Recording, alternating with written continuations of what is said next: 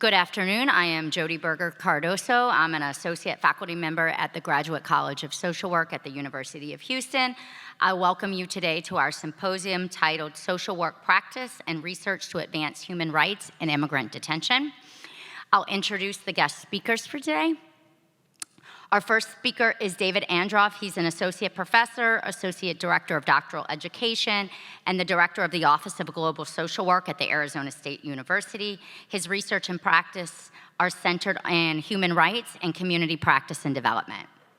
Our second speaker is Monica Faulkner. She's an associate research faculty and director of the Texas Institute for Child and Family Wellbeing at the Stephen Hicks School of Social Work at the University of Texas, Austin.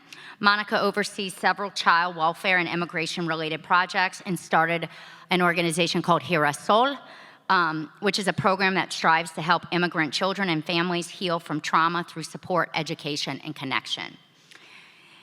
It is my greatest privilege and pleasure to introduce two amazing scholars, activists, and practitioners from the Florence Immigrant and Refugee Rights Project.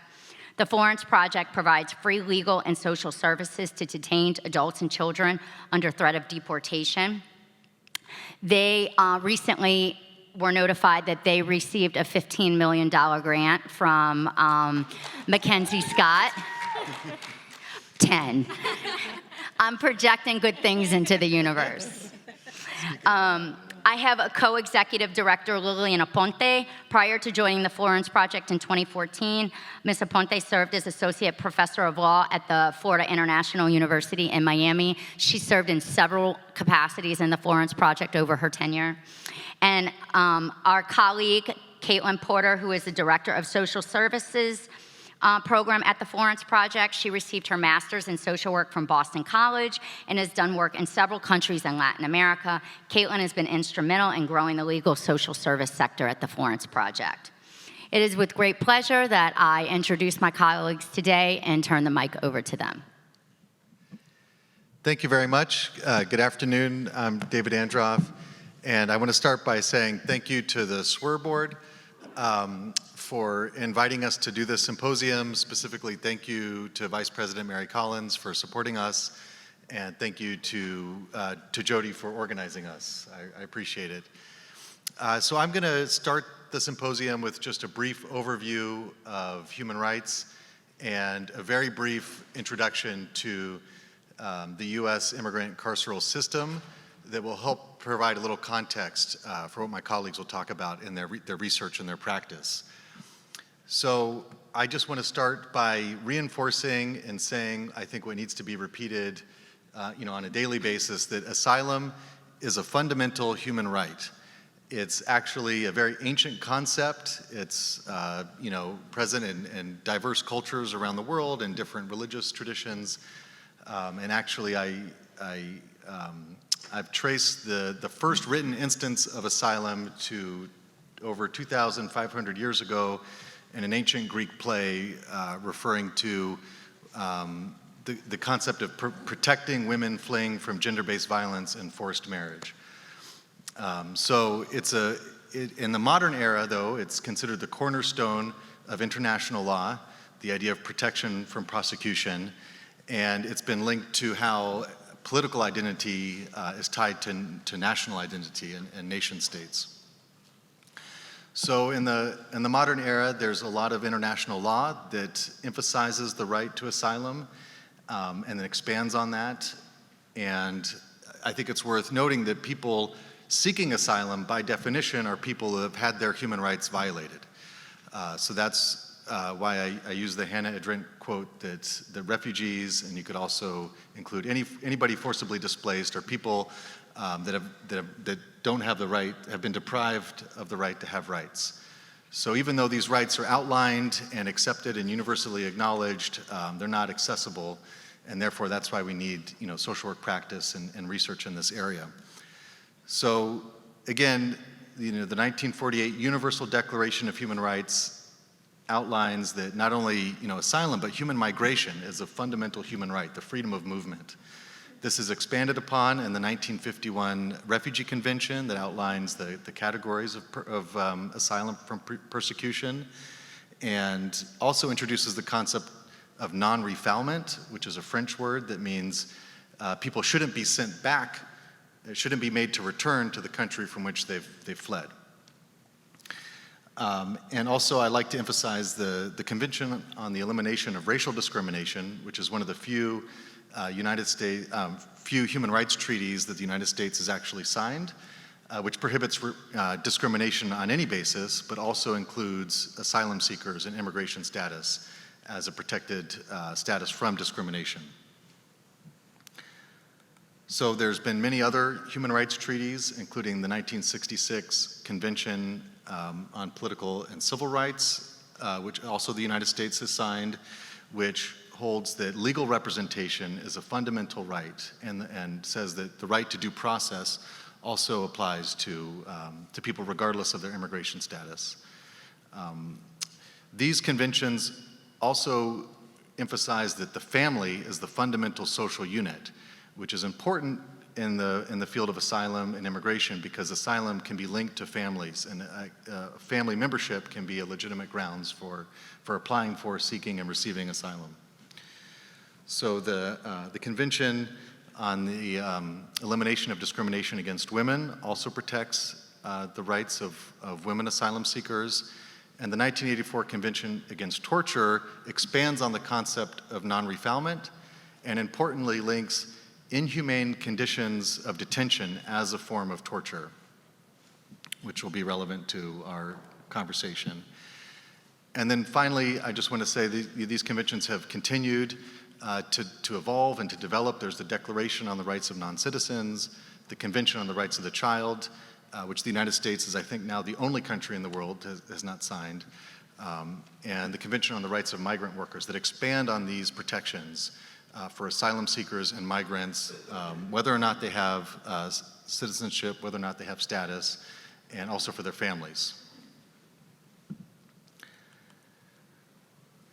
So having covered, what the universally acknowledged standards are, what we aspire to provide, the rights for everybody, universal human rights to asylum, protection, and otherwise. Let's talk briefly about the U.S. carceral system as it applies to asylum seekers and to immigrants. I just want to make 3 points about it as just a quick overview. The first is, I think, to emphasize that the immigration system exists outside of the U.S. criminal law system. It's not covered by U.S. criminal courts. It has a separate, border agency that's separate from police departments, and that's why for a long time, U.S. immigration cases were treated as civil cases.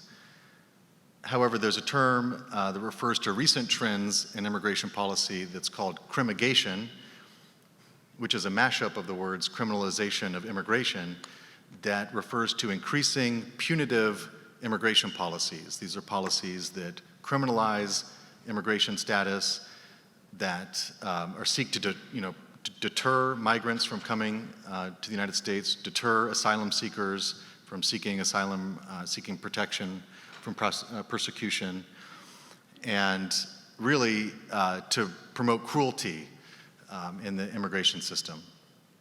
So that's a big trend. It started in the 1990s. It really accelerated after the 9/11 attacks in the name of national security.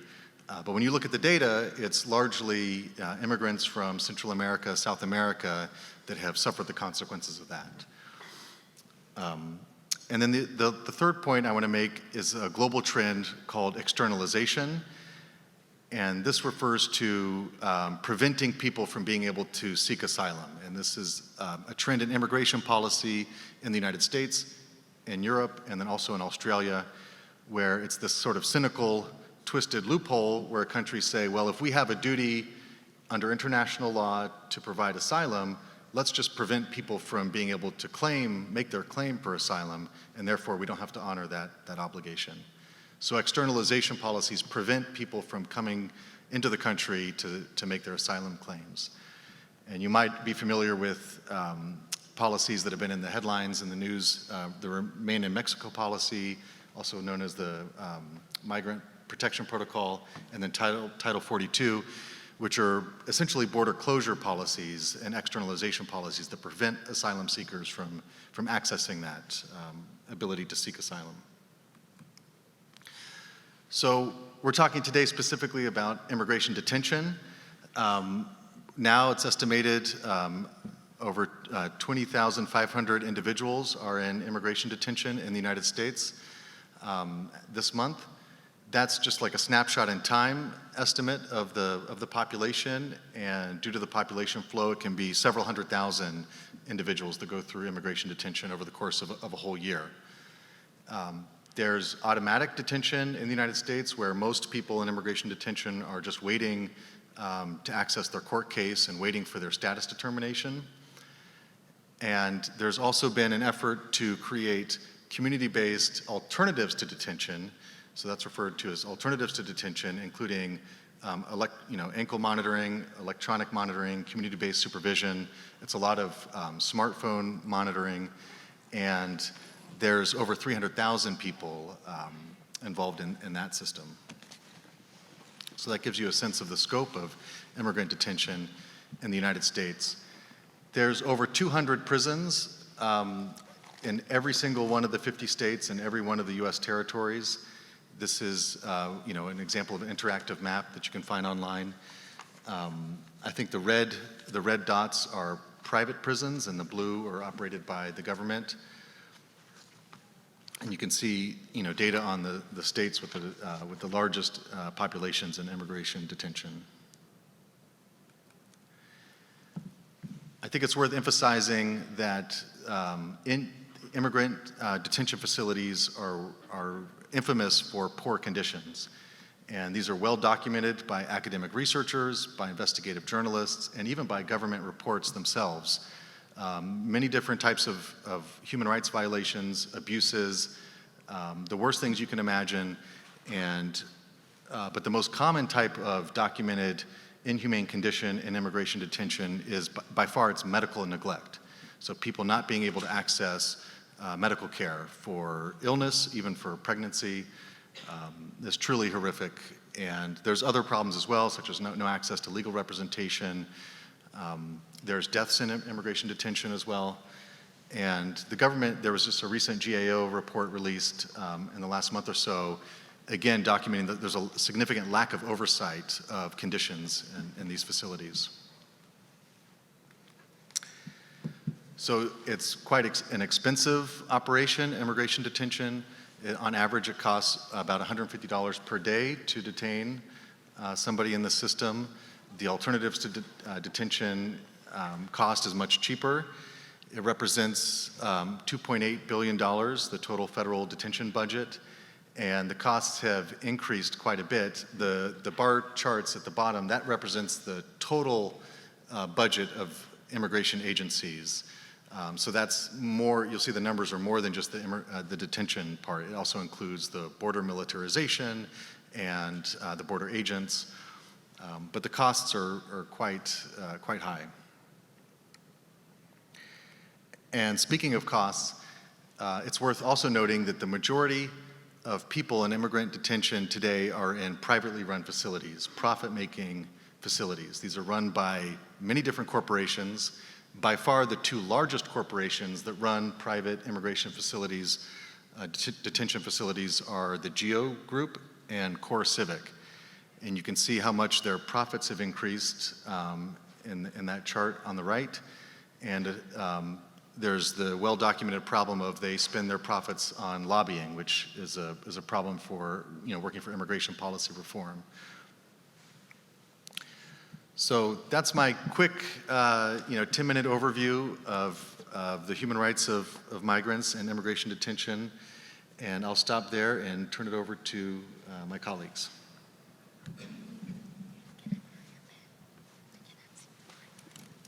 Okay. Hi, I'm Monica Faulkner. Again, I'm from the University of Texas at Austin, and I am going to just tell you a little bit about a program that we started, and I titled this the Immigration Crisis Response from the Academy.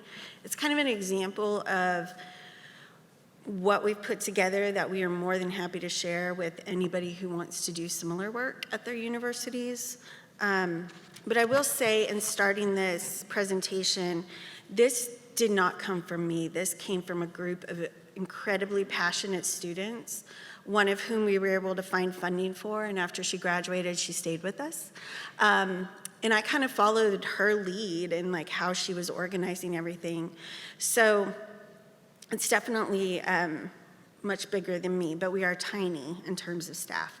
So we launched this in September of 2018 as a culmination of our work going to detention centers and training professionals, primarily law students and attorneys. And our mission is to build professional capacity and connection to increase the ability to work at the intersection of mental health and immigration. So what we were seeing happening, and you saw Texas has the most centers, and we have 2 of the 3 family detention centers. So what was happening was we were getting attorneys calling pretty much anyone in academia that they could find, saying, can you do a mental health assessment? Or they didn't say mental health assessment. They would often say, we need you to do a psychiatric evaluation. And I would be like, well, that's not what I do.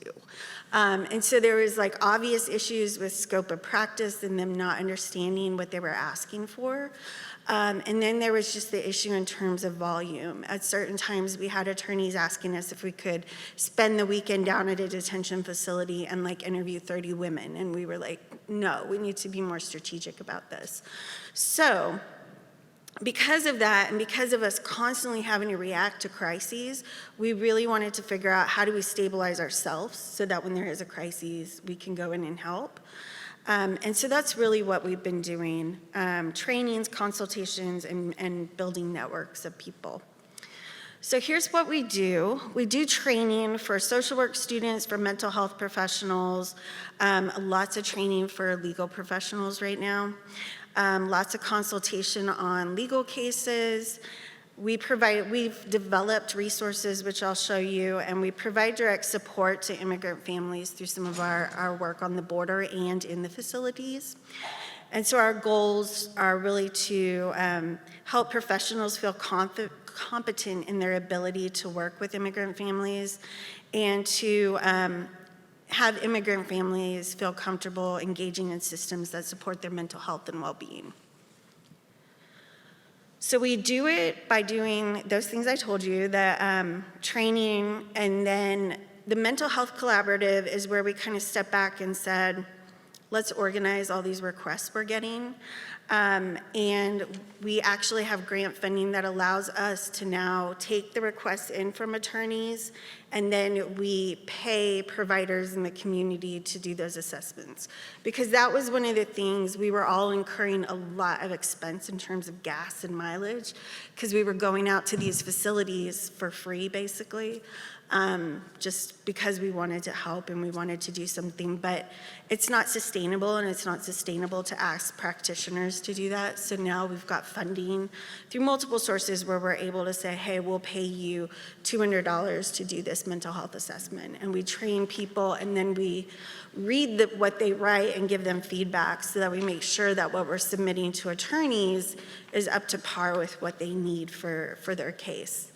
Because I know with me, when I first started and people were like, can you go do this? I immediately went to Jodi and said, how exactly do you do this? And everybody was kind of just doing their own thing, and I was terrified to do the wrong thing. And so a lot of what we do is a coach, right? Here's how you do it. We also have a social work detention response, which during COVID has just gone out the window. We weren't allowed into facilities and the border was closed. And those were the 2 things we did with students, is we would gather groups of students and we would go down to the border and work for a weekend and then go into detention facilities once a month and work alongside our law students. And then we also, I'm not going to talk too much about this, but we also created a website model that we're happy to share with anyone. 211's been trying to take it from us, but I don't think they would do as good of a job. But it's called Navegando Austin, and it's a list of providers who not only are bilingual, but are going to respect people's privacy. Basically, they're safe for the immigrant population in the Austin area and surrounding areas. So, let's skip through that. With our training and consulting, one of the things we've developed, which is on our website, I should have put a scan code for you. This is a free resource that we've got up on our website. We discovered that as we were going in with law students to detention centers, they were doing asylum interviews with people, right? They were trying to figure out what is the case here. We, as social workers, we're not allowed to do social work. We're not allowed to talk to them really about trauma, but we all felt incredibly guilty leaving every time and not giving them anything, right? So we created a workbook that has different educational resources related to trauma, because we would have people tell us, I think I'm crazy because I can't sleep and my hand is shaking all the time, and we would be like, that's a trauma response, that's okay. But then you have ICE kind of looking over at you like, you're not counseling, right? Because God forbid we do that. So we produced something that we could leave behind, basically, that also had hotline numbers for when they leave the detention facility. And then I talked a little bit about our mental health collaborative. So we have 140 people we've trained to do assessments at this point, and, actually 183, this is wrong. And we've completed about 100 assessments over the last 2 years. So we're starting to really think about, like, how do we evaluate that? Can we look at the evaluations we've done and see if they really help the case? However, these cases linger for a very long time, so it'll probably be much further into the future before we can really do that. This is old where it says 87 cases, but we've coordinated a lot of cases. We do primarily coordinate cases for adults, but we have done some adolescent and some child cases, particularly if they came through our law school clinic. And then our detention response, we also, the last time there was a surge of unaccompanied minors, Jodi and I were both very involved. Probably unwillingly, we were getting a lot of phone calls from, Washington, D.C. would show up on your phone and you're like, who is this? But they were just desperately seeking anyone in academia who would be able to send people to volunteer with all these unaccompanied minors. Like, the Biden administration was completely unprepared. Whether it's their fault or not, we could talk about, but, and it was kind of disastrous. And so I did some work in San Antonio, Jodi did some work in Houston, and we really discovered, like, these kids, they don't get anything. They read them rules of the facility that they're in, but that's about it. So we decided, hey, we did this workbook for women. We can't go around and talk to 1,000 kids in a day who are on these beds in this big facility, but let's create a teen version of our workbook that kind of explains to them, what the immigration process is, how to navigate resources, what's going to happen to them, most importantly, what their rights are, because literally no one told them that. And that was the first time in going into the facility in San Antonio that I saw the ORR documents, and I was like, wow, this is just really bad. We also, one of my favorite things is giving people a map of the United States and showing them, like, you came really far, but where you're going is really far too. And they're usually like, wow, okay. Just letting them know, like, here's where you are geographically too. And then the other thing, because we got really nervous, we were like, the government's asking for all these volunteers to just show up at these facilities. Nobody was training them in the beginning, and that was a little scary. So we very quickly put together an advocate guide so that people, to give some background on trauma. Because when I showed up there as a volunteer and listened to what they were telling the other volunteers, it was just really scary. And so I came back pretty quickly with, like, here, let's hand this out to tell them about the journeys these kids are taking and why they're here. And then we also, because we have those 2 family detention centers in Texas and they're both about an hour away from us, we've spent a lot of time down there. We can't get in unless we're with the attorneys, but it's been a great interdisciplinary partnership with the law school. So our students sit in on any interviews that those law students are doing, and they are really able to provide support for the client being interviewed, but also for that law student afterwards. Like, let's process this, let's talk about this, because that's not part of their training at all, that self-care piece. And then we were always taking trips to the border. So I found this picture of our moderator, Jodi, up there sitting on the floor of the bus station. So we would take students down and we would raise money, and then we would take students down and do a couple different things. So we would work at the bus station to help people that Border Patrol were dropping off. And I think that's one of the best ways to see like what is happening on the ground at this moment, because you see the pattern in Border Patrol. Like, some people were like, yeah, I just got here. I didn't stay at the Border Patrol facility. Why? Because it was full.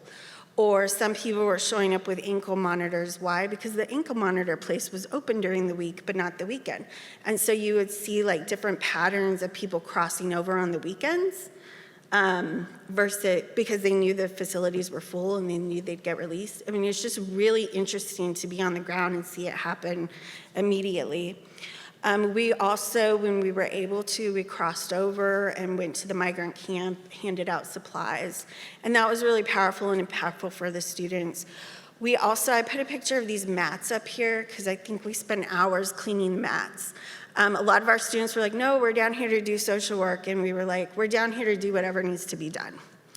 And so that was one of the things that we did, was wipe down all these mats that people slept on at this particular facility, which is Catholic Charities. Little bit, I mentioned our website. And then the other thing that we've done, because of this work, our students were like, we're doing all this work out in the community, but what about at our university? We've got pretty much nothing for undocumented students at our university. And so we were able to help with a collective, and this I think is something that this group of students would be happy to share. But the guidance that I was able to provide was, here's how we write a budget, here's how we make a logic model so that you can apply for funding. So it started with a group of students. They did a needs assessment where they were able to interview students at UT who were undocumented. They did a survey, and they had a pretty good response rate to it. And then now they're at the point where they keep getting stonewalled to go meet with the president to present the report, but they've met with several vice presidents who have said, yeah, we agree, we should do this. So they're really pushing, and it's really exciting to just help in a small way with that. So that's us in a nutshell, just an example of some of the things that you can do in academia, not necessarily research, but enhance your student understanding and also those interdisciplinary partnerships with attorneys. So I'm going to pass it over to this amazing group, the Florence Project. Thank you so much. My name is Lillian Aponte Miranda, and I'm the co-executive director of the Florence Immigrant and Refugee Rights Project. And it's a privilege and truly a pleasure to be here with all of you this afternoon. I want to thank the organizers of this panel for giving us an opportunity to be here and have a conversation at the intersection of international human rights and immigration detention.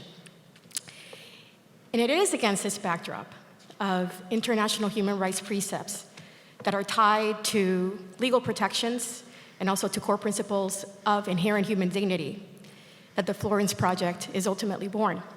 And it's born out of what are affronts to those legal precepts and rights, and affronts to core principles of human dignity, and violations of fundamental due process. And that story takes place here in Arizona. During my time with you today, I would like to provide context for how an organization like the Florence Project comes to be, and the different principles and externalities that give rise to an organization like ours.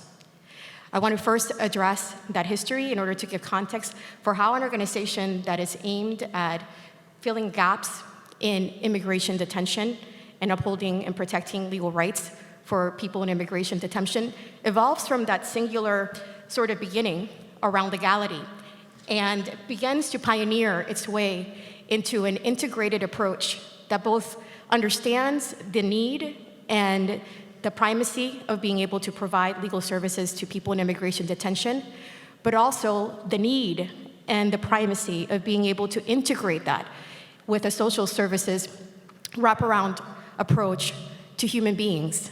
And when we look at people in immigration detention, we are able to see a full human being who has to endure the longevity of a case, but needs to be sustained in their human beingness throughout that process. And so I'm going to first address briefly the origins and the history of the Florence Project in order to provide some context for my colleague, Kaitlin Porter, who is our director of our social services program, to give additional information and context for that integrated approach that we are so proud to have pioneered here in Arizona and that has become a template and a blueprint for other legal service providers nationally. And then I'm going to come back and talk a little bit about what's ahead for us as we really sit with excitement at a transformational moment in our organization where we have the ability to really carve out a proof of concept of how legal service providers, through an integrated approach with social services work, can move forward the protection and upholding of the rights of people in immigration detention universally. And so with that, let me take you back to 1989. The Florence Project began in 1989 with a call for action. Here in Arizona, people in immigration detention were really in the shadows. They were in detention facilities, remote, without access to those who were not part of that industrial complex of immigration detention. And as judges sitting in immigration courtrooms saw people in immigration detention appearing alone without the assistance of counsel, defending themselves in contexts in which they have fled, typically poignant moments of violence and having had a harrowing journey that compounded the trauma of their fleeing, and then compounding that trauma again with the conditions of immigration detention, facing language barriers. The call for action was to really uphold principles of core due process. How is this fair? How is this ultimately fair? And how is this representative of the type of values that are represented in our international human rights systems about core principles of human dignity? In that moment, that call to action was answered by one attorney and one legal assistant who began to see and be the eyes and ears of people in immigration detention in Florence, Arizona. And we began with the name of the Florence Asylum Project because our scope of work originally dealt with the work of asylum. As we continued to expand our work, what we noted and knew was that in order to be able to address the gap in a fundamental violation of due process, we needed to engage in the empowerment and knowledge building of the immigrant community. And so the Florence Project was then the pioneer of what became known as a legal orientation program, which is essentially an empowerment model that provides know your rights presentations to people in immigration detention and provides us with the tool and resources to represent themselves in court. That model has become a blueprint for other legal service providers nationally to be able to provide those direct services to people in immigration detention. The Florence Project has always been a pioneer in being able to know conditions on the ground that are ever evolving and need quick adaptation in order to be able to fill necessary gaps. As the population in immigration detention continued to transition from those who were adults in immigration detention, and there became a real need for service to unaccompanied minors who were also migrating, to the United States, the Florence Project then expanded its services to also include direct services to unaccompanied children who were being placed in sheltered detention facilities here throughout Arizona. And so the project evolved and continued to provide its direct legal services to unaccompanied children.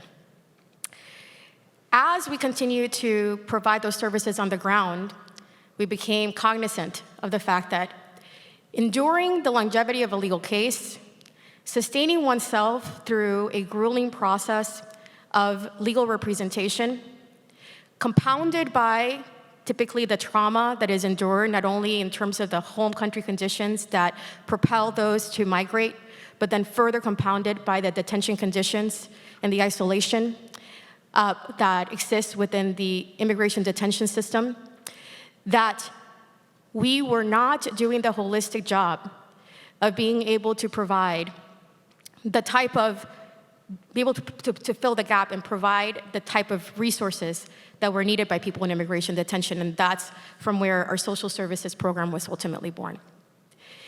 In the context of bringing about an integrated approach to our legal services and our ability to provide wraparound social services to people in immigration detention, we had to be cognizant of so many different things, and this is a type of approach that my colleague is absolutely an expert in and will talk at length about. But as we continue to grow as a project, we continue to experience different types of evolving conditions and policies that required us to challenge ourselves continuously to really fine-tune and harness that integrated approach. And we have been tested in so many different contexts. We were tested in the family separation crisis of 2018.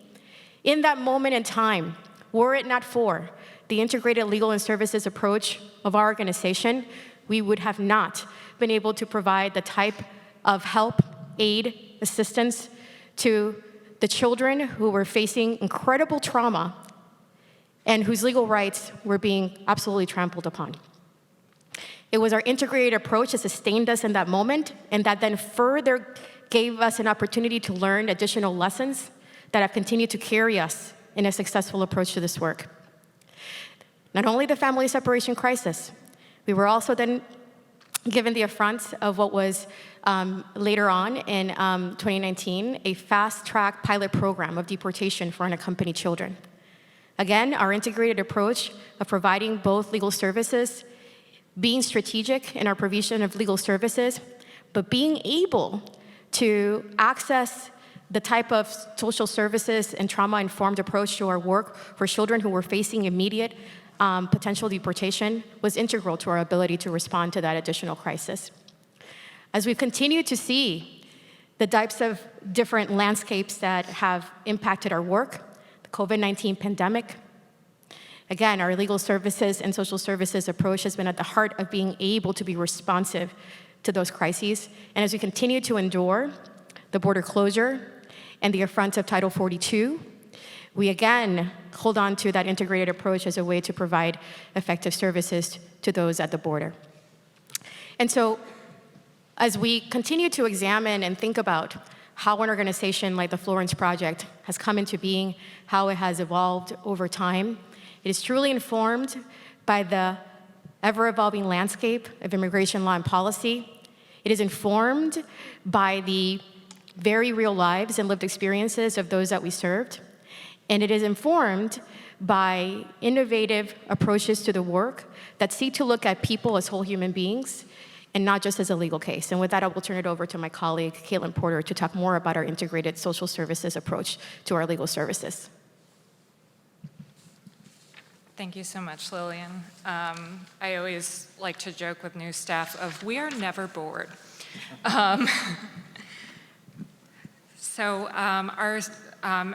As Lillian gave a lot of context for the organization, our social services program, we had a social services coordinator on through since 2001, but our program really came into inception in 2015 when we were able to hire on 3 social workers, myself included, and be able to really kind of look at both the integrated role of the social worker in a legal service provider in immigration detention. And it was very interesting from the beginning because it is such like a niche field of social work that there's truly, it's been wonderful to see more and more organizations have social workers pop up, but in 2015 there was truly very limited information. So at the start of our program, we were looking kind of both internally and externally for references of all the different pieces of our work, that it's truly individuals who are in immigration removal proceedings are impacted by so many systems that we as social workers really have to think about. And so to kind of figure out, you know, what services were best for us to provide, we were looking into different, without necessarily having people to have done it before us. We were looking into, you know, social work in incarcerated settings, social work in child welfare systems, social work provided specifically to immigrant populations, and really trying to piece those together to kind of formulate of like, okay, how does it look for our very specific type of social work we are providing? And then in the context of that, really taking of like the extremely strong legal services we were provided and figuring out where we fit in best. That we look at an integrated model partially, as was mentioned before, there is an access component, but also to be able to provide best services to our clients that, you know, it is an hour drive to get to a detention center. It is limiting in many ways, so having an integrated model that we are a part of the legal team, that our information is shared with one another, and we truly are looking at like, I get all the notes on where their asylum application is at, that we really are involved from the moment we receive a referral through the duration of the case. And what that looks like is that we, for our team, that we do receive all our referrals for clients from the legal team, and it looks a little bit different because now as we grow, we keep trying to match the programs and the areas of expansion. So we have social workers both working with adults in immigration detention and children, unaccompanied minors who remain here in Arizona. For our adult social workers, a lot of their work is going into when we receive referrals, we're also training the legal team of what to look for, as they're the ones doing the legal orientation, doing the intakes and having the first point of contact to then be able to be like, okay, this is what you need to look for us so that we can come in and provide follow-up to be able to flag individuals who may have serious mental illness and require a competency hearing, for parents who have children in DCS custody and need to be able to connect with their attorney and case manager and go through that case, providing medical advocacy and making sure clients have their needs met. One of the huge areas that we were also able to identify as something we were able to be a huge part of the legal case was in providing service plans for clients when they're released. That a lot of what's looked at is, you know, is flight risk and safety related things, and being able to be like, these are the services this client will receive, this is who they're going with, this is, you know, what is understood about the next steps of their immigration case, and really trying to take into account those items. And for our unaccompanied minors, we work mostly with release clients, and it involves a lot of advocacy within the community of, there's just kind of this widespread lack of understanding of, you know, the specific way our clients are situation, of whether or not it's connecting clients with, you know, medical service providers or enrollment in school, and being able to receive benefits and that sort of thing as they're eligible, and really kind of looking at what are all the potential barriers that might impact a client's ability to participate in their legal case. That I appreciate so much of like bringing social workers into this, just because our clients do not exist within the context of the legal case. It's not a vacuum. There are so many things that, you know, are making it harder to to participate. One of the huge areas in working with the attorneys of like, they have these massive cases that are incredibly complicated. I have been with the Florence Project over 7 years, and I'm still like, my mind is blown by how complicated these cases are. But also like sometimes where there may be difficulties in working with an individual and being able to train staff of what trauma looks like, how a client might be reacting to a certain thing, and also how to support in making that process easier. That we've had different opportunities to advocate for our clients, we have a joke that we have been used as safeguards in court, where we have been allowed at the bench purely so that the attorney can focus on the legal case and doing their best to do their legal advocacy for the client, but the social worker were there. If there's an individual who is, severely traumatized, may be more likely to have a panic attack, might have difficulty telling the very important story they have to share to be able to win their case, and being there to help them regulate, just be attentive to their specific needs in that time, and being able to kind of look at the client as a whole person through a very dehumanizing process oftentimes. As Lillian mentioned, we've been through some stuff that with the family separation crisis, one of the first things our social work team did with the legal team was also training and working with tender age clients that our previous population had been largely adolescents. And okay, how do you work with a traumatized, much younger child than we're used to? What are ways you can engage with those children? How to work with parents going through a lot of grief, and also. In response to everything that comes up, that we're assessing it for both the legal impact of our clients, but then also how it impacts them as people. We were supposed to have a client event the day everything got shut down with the pandemic, and so we were quick of okay, how do we make boxes of food that can go to clients who happen to show up, that they can take it, that we can be safe? How do we respond that all of a sudden our clients who have already been very vulnerable have their basic needs met through the course of this unknown timeline, and really just trying to constantly provide our direct services,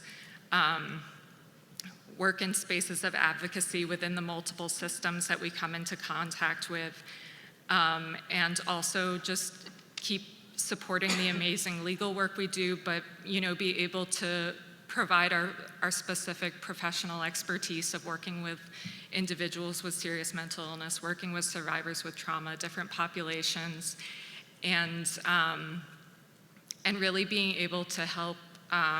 We're a small team. We've gotten a lot bigger, but kind of being able to go with the flow of the organization to be able to respond and be able to just advocate for our clients the best we're able.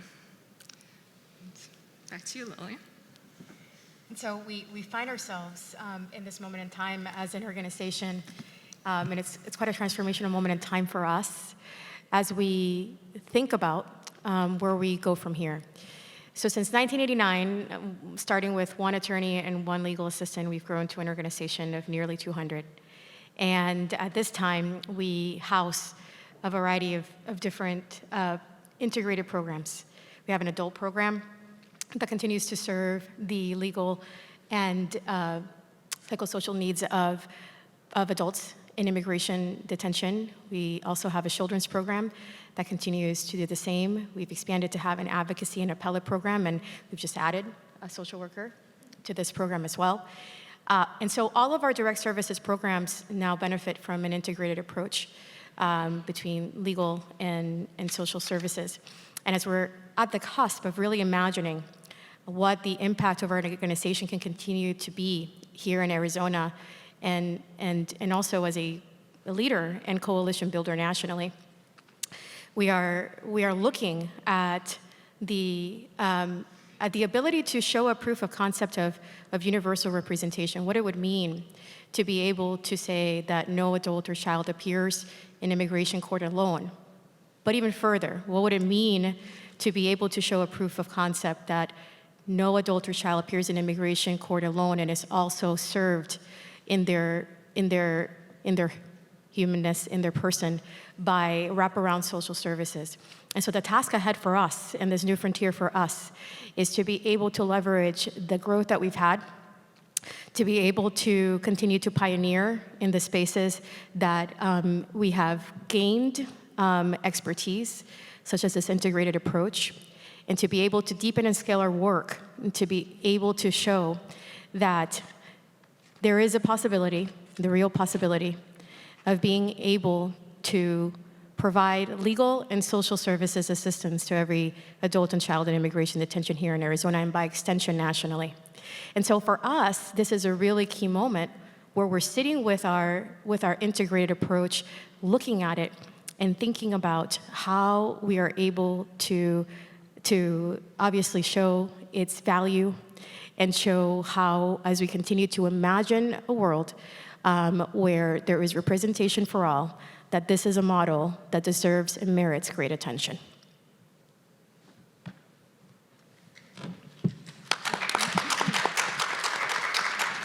Thank you. Thank you, everyone. I'm just going to offer a few words as we transition into the Q&A. Some of the things that stood out to me in this discussion, Lillian said, know the context on the ground so that you can respond and you can respond and adapt programs and services accordingly. We have to challenge ourselves to fine-tune our response and the ways that we address these big social problems. And what sticks out to me is a word that I feel researchers sometimes are challenged with, and it's being nimble. It's having cognitive and programmatic flexibility and the ability to see what's on the ground, adapt the procedures and processes, evaluate them accordingly, and actively help clients. When I was sitting in an earlier session today on the grand challenges, and then previous sessions during our conference by the Ford Foundation, talking about how do we really address these real world problems in nimble approaches, right? If we hold tight to the way we always address the problem, will we really be able to address the problem in an innovative way? And one of the reasons that I invited the Florence project out here today is because their ability to be nimble and have cognitive flexibility in complete chaos is an inspiration for a researcher like me who is trained to see everything in a very rigid and ordered way, right? But I don't want to fix problems in a vacuum or in a lab. I want to fix problems in the world, right? And so partnering with community organizations like the Florence Project, like Monica at Girasol, that gives us the ability to really challenge ourselves in ways that we can address problems in the real context where the problems occur. So that kind of brings me to our question and answer, and also sort of David and I thinking about what are the next steps to bringing immigration research into this space that's nimble with cognitive flexibility and an ability to be to target programs and processes as they're unfolding. And so if you can pull up that last slide.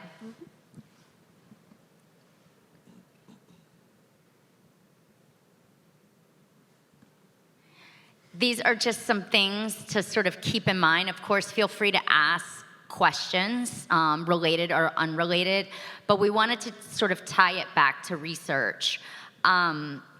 I asked Lillian outside, you got this big grant, you have this amazing goal of universal representation in Arizona. What? Like everyone's gonna get a lawyer and a caseworker? That is grandiose, right? And I love it. And then my next question was, okay, how do we prove this concept so that I can take it to Texas? And so I want to put these big questions out to you to think about. What are the ways that we can prove big concepts like this so that we can transport them across lines? And hopefully some of these points up here can give us a launching point for discussion. But again, feel free to just ask general questions or make comments. The mics are on both sides of the room, so go ahead and step up when you're ready.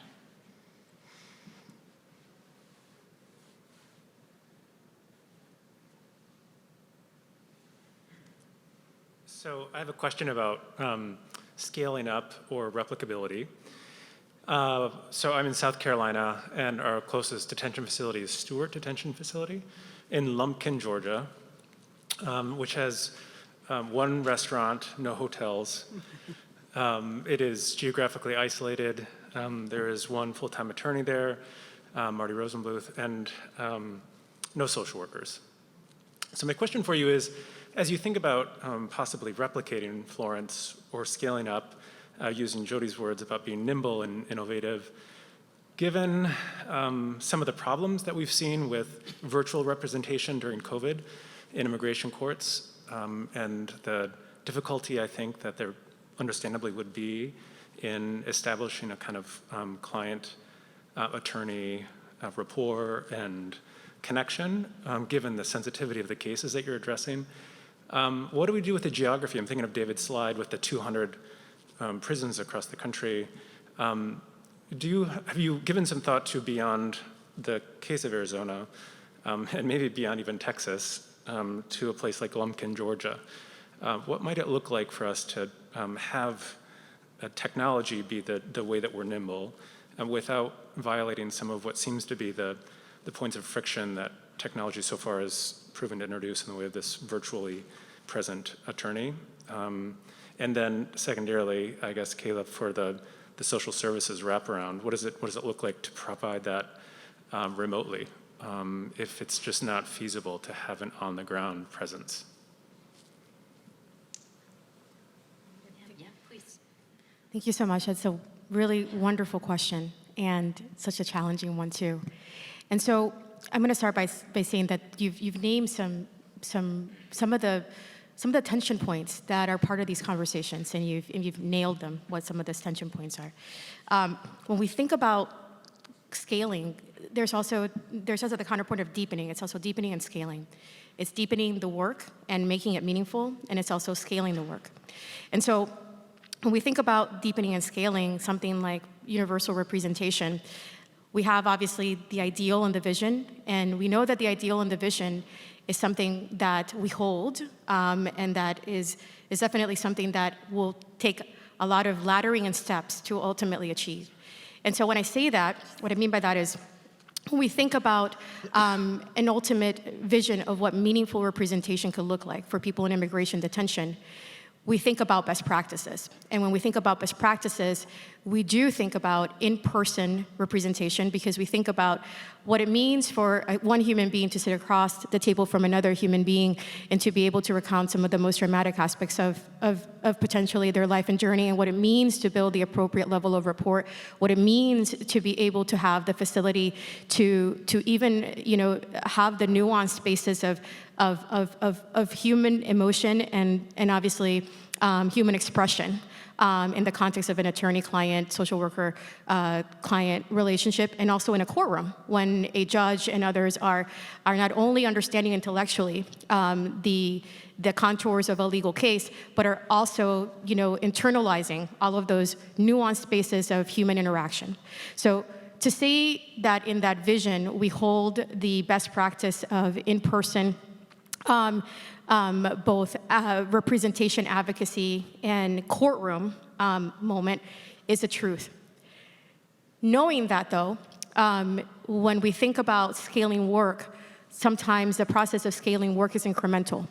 And so we have to begin with small bites. We have to begin with even getting our foot in the door. We have to begin with things that are less than the ideal, less than the best practice, but always navigating that space, holding the ideal and not dismissing it. And so when we think about potentially remote localities or spaces where the idea of being able to provide an attorney to carry a case from inception to its end, alongside potentially a social worker who is also able to be there to sustain the wraparound social services needs of a case, we may be faced with a very real challenge that we will not be able to produce that right off the gate. And so I do think it is important and also appropriate to think about incremental approaches that get us there, while always holding up the ideal and the best practice and navigating that tension point and naming it. And so I think that there's always that push and pull in the ways in which we have to deepen and scale at the same time, and how we try to uphold an ideal and a best practice, while sometimes by the necessity of a lack of immediate resources, or even ideological transformative thinking of the moment, it doesn't allow us to be able to capture and execute that in a given moment in time. But I think those two things can be held side by side. And just to add to that, in terms of incremental scaling, that was also a big thing for us at the beginning of the pandemic, where all of a sudden we were having remote work, where I know that was social workers across the board of all of us having this extremely different landscape. And so I think as you work to kind of have I think there is the goal of the best practice in that, but in the interim where it involves education, like I was calling different therapists in the Phoenix area to be like, how have you done well, we had to do telephonic practice, which is a mess, but also just like video conferencing and looking at people who have done it and what kind of things need to be taken into consideration of, having a client in front of me, I can identify more if they're getting dysregulated or different symptoms of serious mental illness, but over the phone, then you're having to kind of reflect and ask different questions. So like identifying maybe there's a person in the community that can do more trainings for the staff that are having to do that remote work in. And then also thinking of like if bringing a social worker into practice, maybe the reality at the time is not providing those in-person services, but if they're also connecting with the clients and being able to, assist in post-release services and identifying that it might be an area of work of if the present is not immediately to have the full team on board to drive out there, that there are different, you can think there are different ways of accessing those points and being able to receive some of that assistance, if that's helpful. Can I also add that in the locations of Florence and Eloy, the detention centers in Arizona are actually fairly remote, and it has been a big challenge that the Florence Project has struggled with to access these geographically remote centers where people are detained. And so there's been a few different strategies. I don't know how you would evaluate which worked better, but at some point they bought an apartment where staff could spend the night as needed, and they had a local office there. Because the reality is most people were living in urban centers, Tucson and Phoenix, and commuting over an hour to the detention centers. Yeah, I would add too that I feel like it's totally on purpose. Like in Texas, we have so many because you can take a field and put a detention center and employ an entire town. And so I really just, the intentionality behind putting them in the middle of nowhere is just there. And going in person to me is so valuable because just of the human rights aspect of being able to see what the conditions are. Sometimes they're moving clients and they're putting people on buses and nobody has any idea what's going on. But, we would get messages from attorneys like entire busload of clients just got shipped somewhere. Don't know where they're going, but don't bother coming today, because for us it's a 2-hour drive out to the family detention center. Thank you. Do we have another question? Mary? Thank you all for the work you do and sharing it with us today.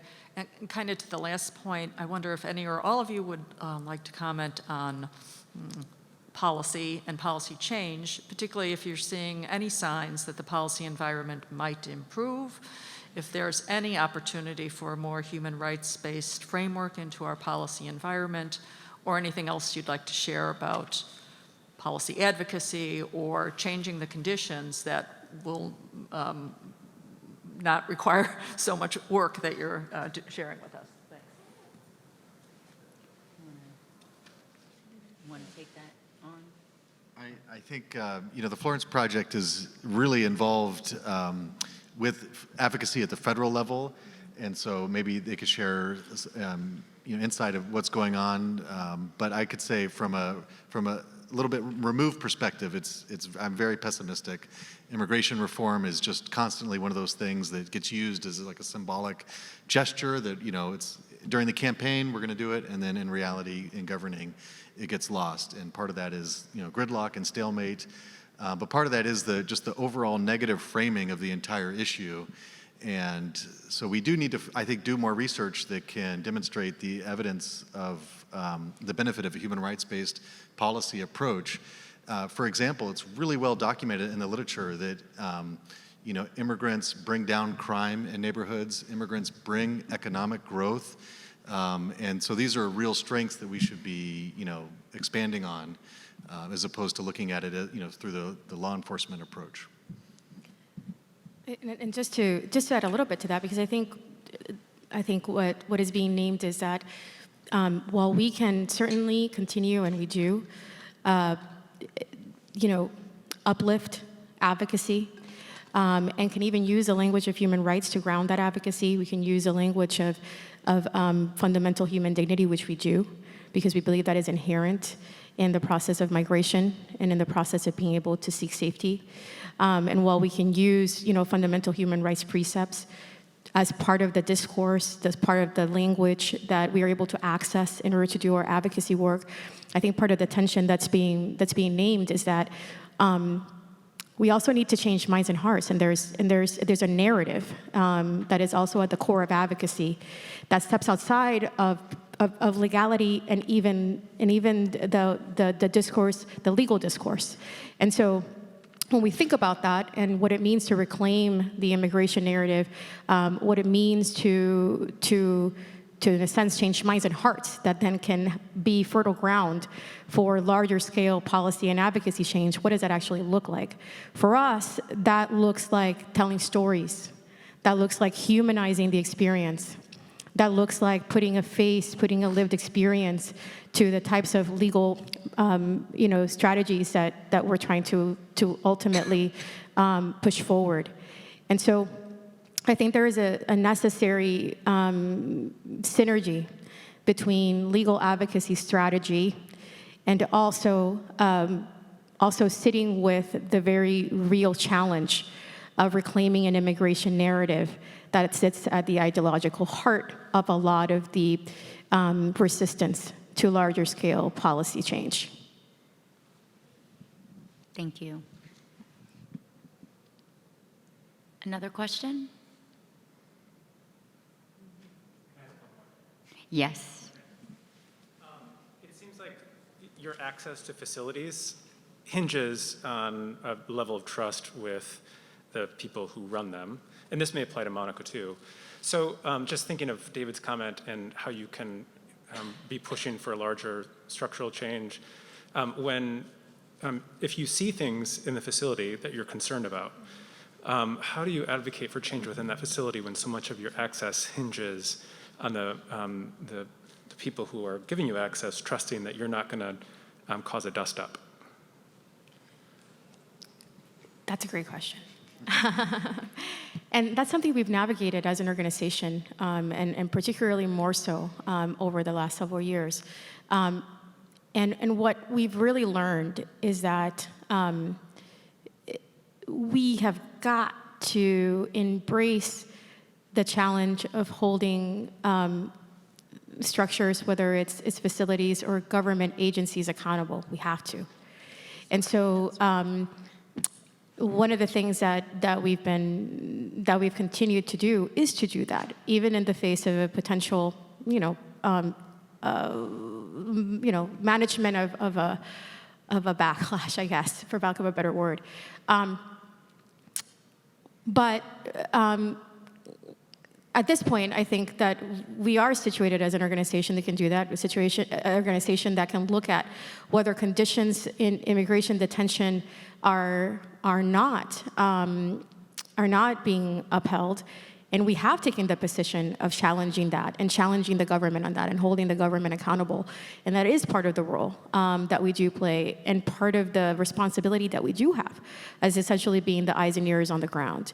And so I think that we do that within, obviously, the legal avenues that are available to us, and respecting that there's, potentially, parameters to those legal avenues. But we can't shy away, really, at this point, from really moving toward accountability. Thank you. I have a question to tie it a little bit back to research. I think earlier in my career, I struggled with being really ambitious and excited and approaching community organizations with research ideas, unintentionally not being very mindful of the fact that these organizations were overwhelmed, had their own priorities, and I would present these great ideas for collaboration, and while there might have been some interest, they didn't always go anywhere. And it took me a few years to realize that part of my problem was that I was going to the organizations with an agenda already set out, and that agenda, while on the surface may align with their mission and vision, doesn't really get at the fact that they're moving and shaking every single day, and they're not really worried about whether I can collect data or we can collect data together. And so that's been a humbling process for me, I think, in my commitment to do community-based research. And now my approach has been simply to build relationships on collaborative ideas. Like, I believe in the work that the Florence Project does, therefore I want to build a collaboration. And I don't necessarily know what that collaboration will look like or what those research questions are. So that leads me to my question, for both of you, really. When you have a big opportunity like you're about to have to set a model, to really prove a concept, and you're looking for collaborators that have different interdisciplinary expertises, what are some of the things that you look for in that collaboration? How do you feel safe to build that collaboration? What is some advice that you might give researchers who oftentimes are really well-intentioned at heart but might not understand what it looks like on the ground? Can you talk a little bit? And Monica, I know you and I have had these conversations over the years, really trying not to be exploitive to the community organizations that we so desperately want to collaborate with and work with. So I was hoping, Monica and then the Florence Project could talk a little bit about how to build those collaborations in a non-exploitive way. Feel free.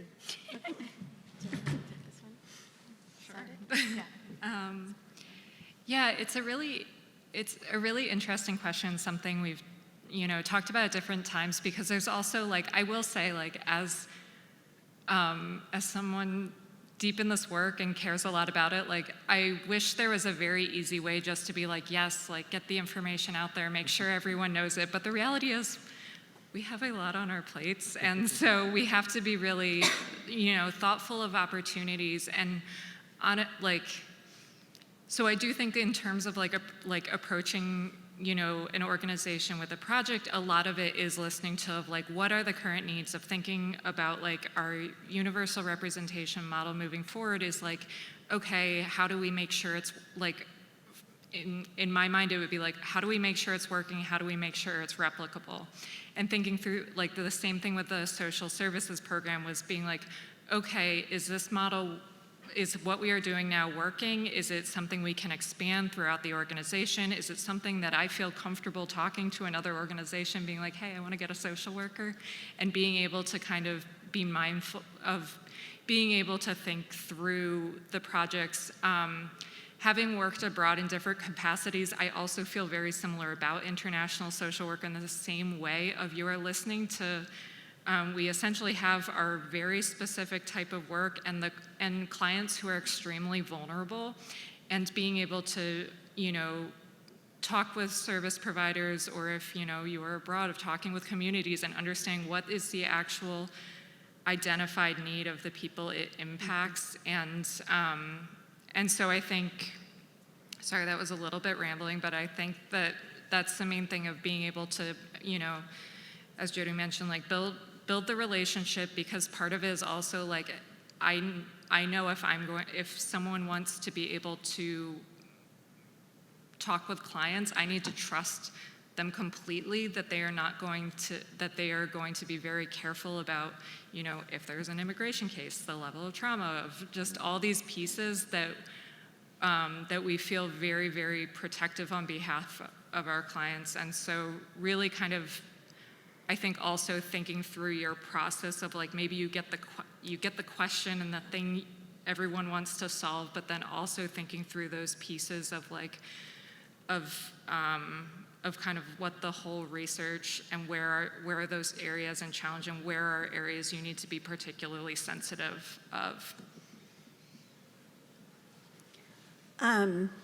So I see this like across, not just immigrations, but across like social work research.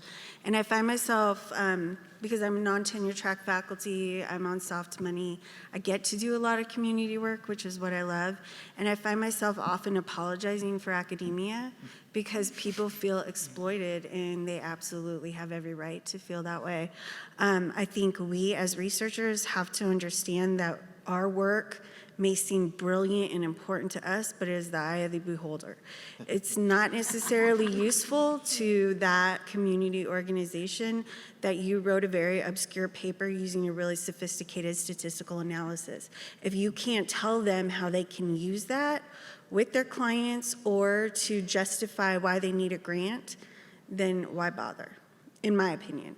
So this is very unpopular to say, but I don't write papers. I go from project to project. I've got reports, I've got a bunch of data, but I go from project to project, and my goal is to just give it right back to the community. So a couple things that we've done is most of our big projects now have advisory groups of people with lived experience, and they're authentic. Like, we've really spent a lot of time thinking about how do you do this, incorporating anti-racist practices and principles, and thinking about colonialization, and is this the right thing? And so our advisory groups help us design questions. They help us figure out what the question is. And then what I'm most proud of is they help us figure out how to disseminate.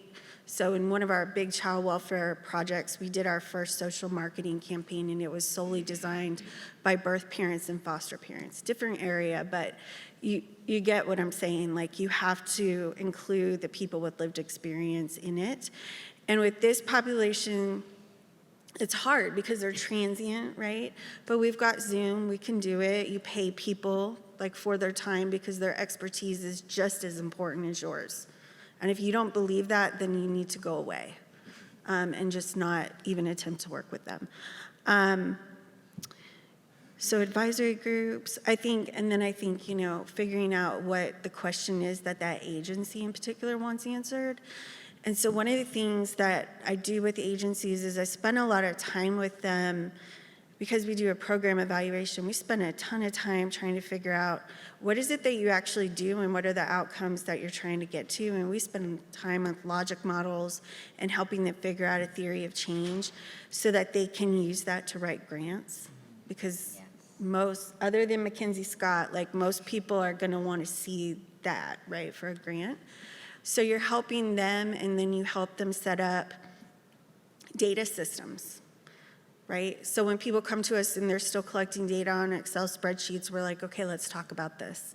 Let's talk about how we line up your data collection with your outcomes and your logic models so that in 5 years you can come back to us, we can write a grant together, and we can analyze that data. And that's useful to them. But it takes time, and if you're on a tenure track and you've just got to write papers, just use secondary data. Don't go to the community. That's what I would say. Very unpopular, but it's true. Yeah, I mean, my community organization projects on average take 5 or 6 years just to set up. And I have experienced the tension of the tenure track, but it is you have to very carefully build a relationship with an organization and to tackle the issue of also your professional growth is a big one, but I do think that there is an opportunity to act responsibly and to think about building relationships that are not tied to a big ask. And then as those relationships build, right, you become mutually invested in one another's growth and success, and that is what maintains the relationship for research. Colleague? Hello. I really wanted to ask you a social work education kind of advocacy question. I mean, I'm curious about the physical presence of detention centers. You know, I would ask you to show that lovely slide that Dave made, except that there's no more power to do that. Sorry. I understand. But, you know, I think I'm struck, you know, here we are in Arizona, and you all are talking about projects in Texas and Arizona, and yet immigration is a national problem, and also we have detention centers everywhere. Mm-hmm. And I would love to see, you know, our profession be louder and stronger in terms of advocacy and awareness. And I think that these physical presence of detention centers in usually, as we say, very inconvenient locations, but still everywhere, is some kind of opportunity. And I'm just wondering what you would like to see, how social work educators can use this opportunity of detention centers in our midst to raise awareness and build advocacy, or what? I mean, is there an opportunity? So I was going to mention this when you asked about access. So I want to really be clear that social workers cannot access detention facilities. When I go into a detention facility, I am technically a legal assistant. So I have to go with a lawyer or a paralegal. So I actually spent a lot of time, side note, researching how to become a paralegal because I was so aggravated with not being able to get in. But I do think with social work education, partnering with, if your law school has a law clinic, if not, there are, prior to COVID, it was very common for law schools across the country to send students down to a detention center. They'd be there for 2 weeks, staying at like a really bad motel. And then there's opportunity to pull in social work students to do the same thing and work side by side with them. That way, definitely costs money and you need resources for it. But I also think it's not a regular part of social work education in the discourse we have. And so I think, you know, you definitely have a great point with that. Like, we need to talk about it more and we need to do more. Go ahead. Yeah, I was going to say some other training things that I've done is, I'm part of the Houston Immigration Legal Services Collaborative. And so by building those relationships, I've also been a paralegal or a legal assistant in Tornillo and at the border and all the camps and things. And there's two things that come to my mind. The first is that Monica and I can both speak to the level of trauma experienced by legal service providers that go into those detention centers day in and day out. And let me tell you, no one talks to them about PTSD in law school, right? And so Monica and I have taken a lot of time to go into legal service providers, organizations around the country, free, and talk about the secondary effects of trauma, what that looks like, how can you safeguard yourself against some of these things. The other thing is, we teach, and many of us teach research classes, but I teach clinical classes because by heart, I'm a social work advocate, activist, and clinician. That's who I identify as.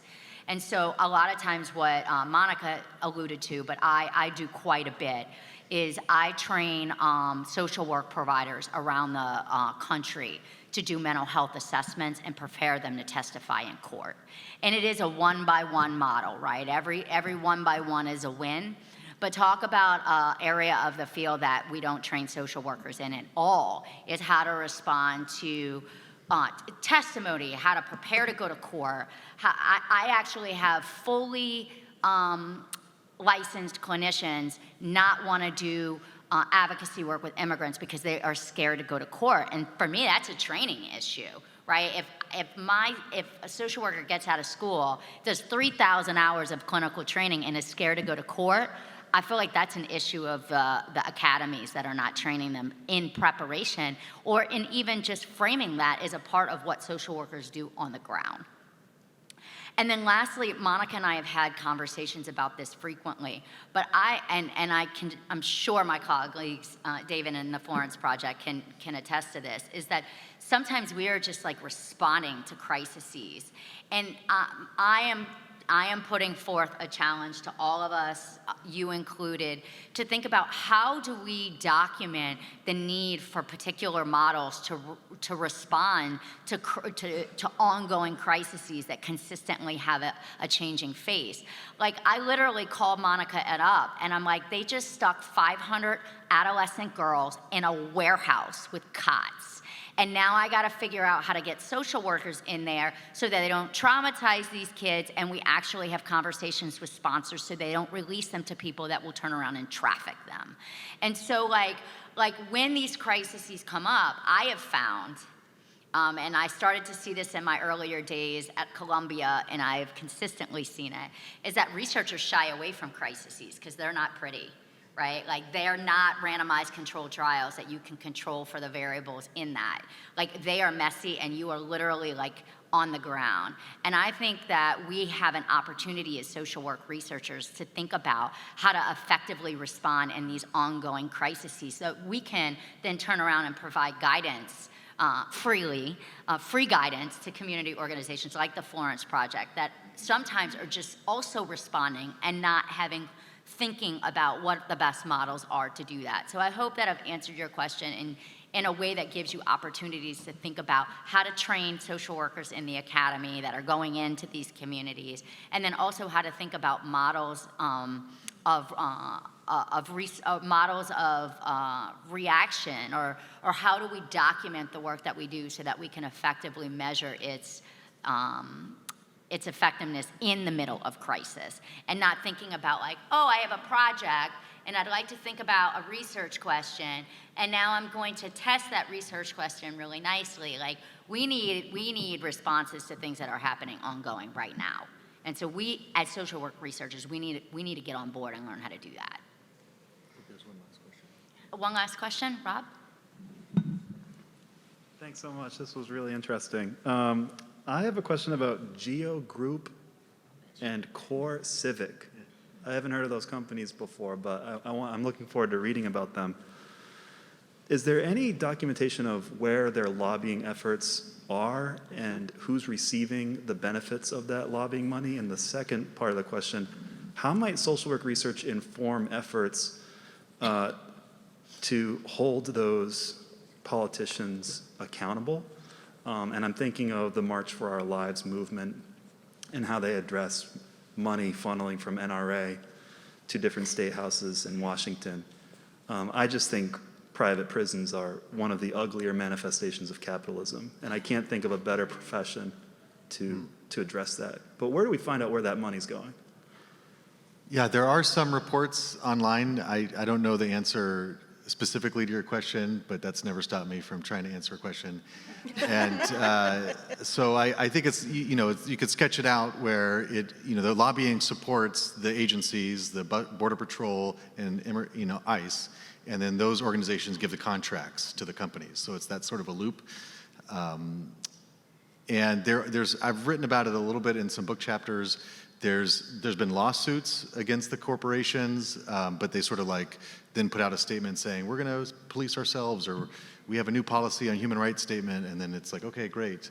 But I think, social work research in service of lawsuits is another area where we can charge, I think, SWR and all of us to engage in and to add to our list of a new research agenda that we need to do that would support these kinds of education programs and these sustainable community partnerships, where we're using our skills to document the problem, to do the program evaluations, testing the solutions, testing the outcomes, to translating the research to practice, like Monica's saying, and to hopefully make a difference. So I hope you could look into it, because I don't know if you know anything specifically about it. Not specifically. Yeah. on this particular piece. Probably police unions and stuff Yeah. like that. I mean, it's- But the challenge is real, and so the research is needed.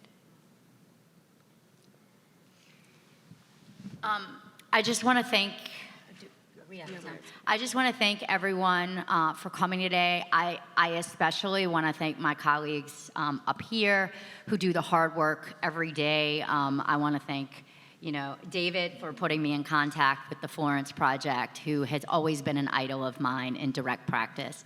I am really honored to sit next to you. Thank you.